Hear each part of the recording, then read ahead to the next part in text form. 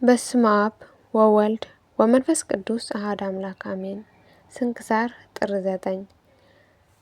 በዚች ቀን የከበረ አባት አባ አብርሃም አረፈ። የዚህም ቅዱስ ሰው አባቱ ድሆችን የሚወዳቸውና የሚራራቸው ነው። በዘመኑ በግብፅ ሀገር ታላቅ ረሃብ ሆነ። ገንዘቡን ሁሉ ለድሆች ሰጠ። እርሱ እጅግ ባለጠጋ ነበርና ከደግነቱና ከታማኝነቱ ብዛት የተነሳ እርሱ ባለበት አገር ዙሪያ ያሉ ሀገሮች ሁሉ የምድራቸውን ፍሬ በእነርሱ ዘንድ አደራ ያስቀመጡ ነበር። ረሃቡን በጸና ጊዜ በእርሱ ዘንድ በአደራ የተቀመጠውን እህል ሁሉንም ለድሆች ሰጠ። እግዚአብሔርም ስለ ምድራቸው ፍሬ ሁሉንም ክፉ ቃል እንዳይናገሩት አደረጋቸው። በእነርሱ ዘንድ ያኖሩትን የምድራቸውን ፍሬ ሲተው ወደ እርሱ በሚልኩ ጊዜ ተነስቶ ወደ እርሳቸው ይሄዳሉ። እነርሱም በራሳቸው ለእያንዳንዱ የምድራቸውን ፍሬ እንዳደረሳቸው አድርገው ይጽፉለታል እንጂ ምን አይናገሩትም።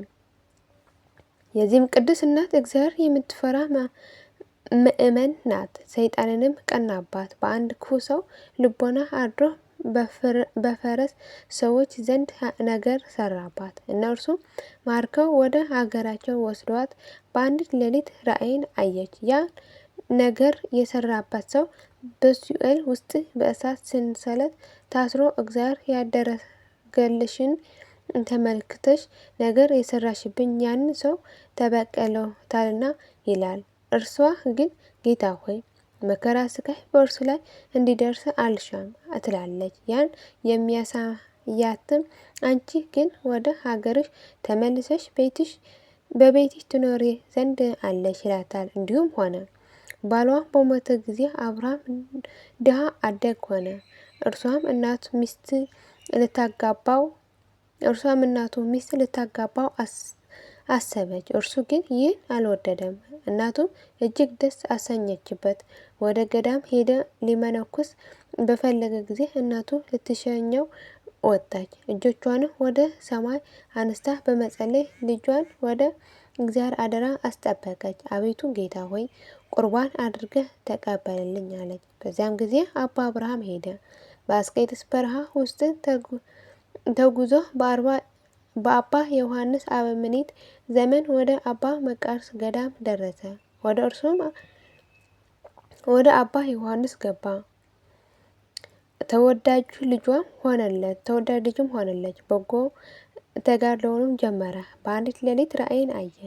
የበዓቱ ጣሪያ ተሰነጠቀ። የክብር ባለቤት ጌታችን ኢየሱስ ክርስቶስ በኪሩቤል ሰረገላ ተቀምጦ ወደ እርሱ ሲወርድ አየው። ኪሩቤል ያመሰግኑት ነበር። እርሱም ፈርቶ ተንቀጠቀጠ። ፈጥኖም ሰገደ። ጌታ ባረከውና በታላቅ ክብር ወደ ሰማይ አረገ። ጌታችንም የወረደባትን በቤቱ ጣሪያ የተሰነጠቀችው ምልክት ሆና እስከ ዛሬ በመታሰቢያነት አለች። እርሷም ለመንፈሳዊ አባቱ ለአበምኔቱ አባ ዮሐንስ መኖሪያ ቅርብ ናት።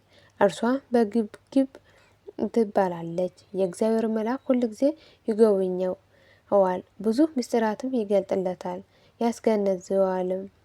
ከዚህም በኋላ አባ አብርሃም ወደ ደብረ ሀልዮን ሄደ። በዚያም አባ ገአርጊን አግኝቶት ወደ አስቄጥስ ገዳም ከእርሱ ጋራ ወሰደውና እስከ ዕረፍታቸው ጊዜ በዚያች በዓት ኖረ።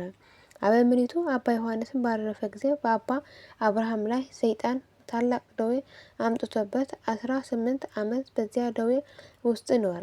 ዕረፍቱም በቀረበ ጊዜ የጌታችን ስጋና ደም ያቀበሉት ዘንድ ወንድሞችን ለመናቸውና ከተቀበለ በኋላ መንፈሳዊ አባቱ አባ ዮሐንስ ወደ እርሱ መጥቶ እነሆ ወደ ታላቅ ሰርግ እግዚአብሔር ጠርቶሃል አለው። ከዚህም በኋላ እድሜው 80 ዓመት ሆኖት በሰላም አረፈ። በዓታቸውም እስከ ዛሬ የታወቀች ሆና ትኖራለች። ለእግዚአብሔር ምስጋና ይሁን። እኛንም በዚያ አባት ጸሎት ይማረን፣ በረከቱን ከእኛ ጋር ትኑር ለዘላለሙ አሜን። ዳግመኛ በዚች ዕለት የከበረ አባቶች ጊዮርጊስ ኖስሞስና የሮሜ ሰው ዲዮስቅርስ አረፉ። የአባ ኪናፍሪያ የበጥርቅያና ያኔ መታሰባቸው ነው። በረከታቸው ትድረሰን። ለእግዚአብሔር ምስጋና ይሁን፣ አሜን።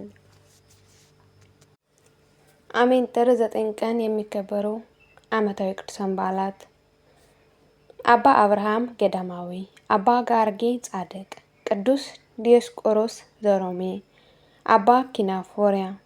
ወርሃዊ ቅዱሳን በዓላት ቅዱሳን 318 ሊቃውንት፣ አባ በርሱማ ሶርያዊ፣ ለሶርያ መነኮሳት ሁሉ አባት፣ አቡነ እስትንፋሰ ክርስቶስ። የብሔረ ብፁዓን ጻድቃን አባ መልከ ጸዲቅ፣